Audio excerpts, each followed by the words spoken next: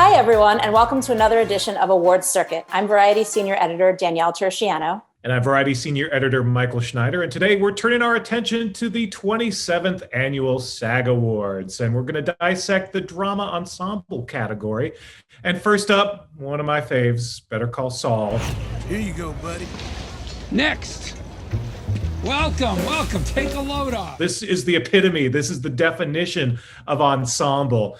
Of course, Bob Odenkirk, who leads the crowd as Saul Goodman / Jimmy McGill, also nominated for male actor in a drama. But I mean, this cast, from Jonathan Banks to Giancarlo Esposito, Tony Dalton coming in as the new baddie, Michael Mando, and of course, my beloved Ray Seahorn, who deserves much more awards attention than she's gotten so far during her reign on Better Call Saul. I've written before that this is a cast that deserves much more accolades than it's been given. Interestingly, there's sort of two parallel stories that are always going on at the same time. Some cast never really interacts with the other cast, but that whole world is starting to merge and you're starting to see more connection. And some of the amazing moments that we saw this past season of Better Call Saul was a colliding of these worlds. So Better Call Saul in contention. You know, I think you kind of stole a great phrase that I would have wanted to use when you talk about like the definition or the epitome of the ensemble for this next nominee,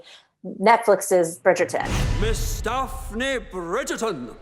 You have no idea what it is to have one's entire life reduced to a single moment. Bridgerton is such a sprawling cast. I mean, a lot of the attention really when the show launched was on the characters of Daphne and of Simon the Duke, because they had such a steamy romance in the first season and that got social media talking. But really around them, we have such an international cast, a lot of really strong female characters and strong female actors in play. And it's just so interesting to me that this show is in play here because, in all honesty, I mean, it always feels like SAG needs a little bit more time to catch on to a new show. And this show really is brand new. It launched on Christmas, right in the middle of voting, but also towards the end. And people were maybe busy with families in the holiday season. So I didn't know if it would get love right out of the gate at SAG, and it did. And not only did it get it here in the drama ensemble category, but Regé-Jean Page, who plays Simon the Duke, he also got nominated as an individual performer. Yeah, and if you saw Regé-Jean Page host SNL, he's a superstar. He should get some accolades for hosting Saturday Night Live in their best episode of the season. And of course, another British drama with a huge cast, The Crown. I think we have enough respect for one another personally to ask ourselves some of the bigger questions.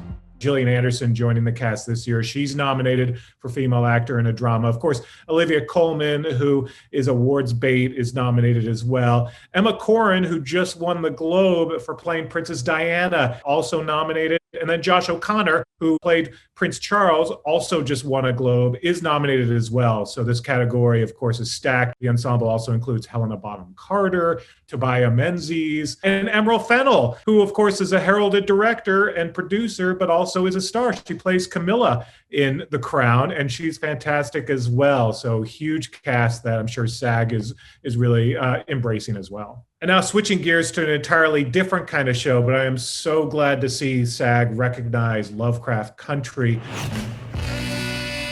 1, 2, 3. A story that, of course, is so important for its portrayal of the horrors of racial violence and injustice, told through such a unique horror lens. And that's be lifting for the actors involved to play a show that not only is deeply involved in the storytelling of these characters, but also having to act with these kind of special effects. And this kind of horror is so unique for these actors. And that's why, in particular, Journey Smollett and Jonathan Majors killed literally, figuratively in this show. Unfortunately, they weren't nominated individually. They probably should have, but nonetheless, really nice to see the cast of Lovecraft Country in the mix as well. And our final nominee for the drama ensemble category is Ozark, Netflix's dark money laundering family drama. We just kept our heads down, Wendy. There's nothing we can do about that now. We're committed.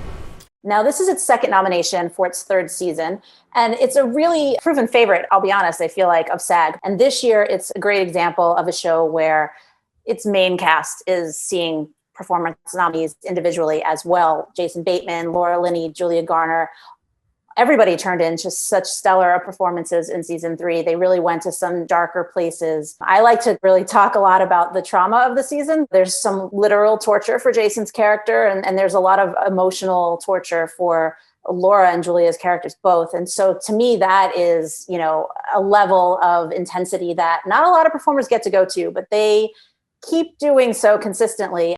So Danielle, what are you picking for this year's SAG Drama Ensemble? I kind of feel a little bit like a broken record, but I'm going to pick Lovecraft Country. If it had gotten the Golden Globe love, maybe I would have branched out here, but it didn't. And so I feel like, no, I want to see it get something. And so here we are. The actors really had to go to very wide spectrums of places emotionally. There was a lot of love and family themes in the show, and that can be some of the sweeter, lighter fare. But then there are just so many horrors, from the creatures to, the racism in America that they explored. And this is an opportunity to celebrate the actors together, even though they did not get those individual nominations. In this category, all of the other shows have actors nominated individually. This is the only one that doesn't. So Lovecraft Country would be my pick once again. Yeah, and I think that's a good pick, especially for actors. When you look at the fact that they had to play horror, romance, trauma, there's a little bit of comedy, drama.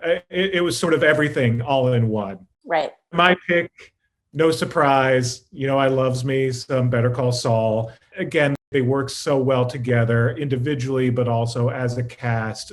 I just love seeing them on screen and what they do. Tour de forces, of course, from the likes of Ray Seahorn and, of course, Bob Odenkirk, a comedic actor who's really proven his chops as a dramatic actor as well. Wouldn't be mad at seeing the Better Call Saul team taking it home. I will say I'm glad that we get to do this way, because I feel like there's a little less pressure when we put our picks out there.